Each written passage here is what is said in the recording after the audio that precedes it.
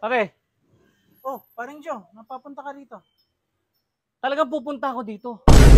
Isipin mo, yung internet, pinalitan mo ng password. Ano naman ang kaso kung... Yun nga yung kaso, yun nga yung problema. Bakit mo pinalitan? Alam mo, nagbabrowse ako, nagsasurf ako, nag-YouTube ako, nagpe-face. Hindi ako makapag-search, kaya pala loading. Pinalitan mo ng password. Tama ba yun? Teka lang. Siyempre, internet ko yun. Malamang, Oo nga, wala akong pakialam kahit internet mo yun. Nakakonekta nga ako, yun ang problema mo. Teka lang.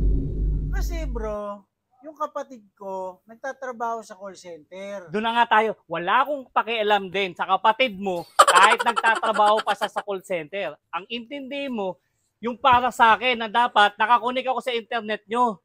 Ang damot mo eh. Badamot ako. Humihina na internet ko nga dahil sa'yo eh. Wala nga akong pakialam kung humihina yung internet nyo. Ha? Pare, teka lang. Ano ba yan? Ang baho naman ng kamay mo. Saan mo ba sinundot yan?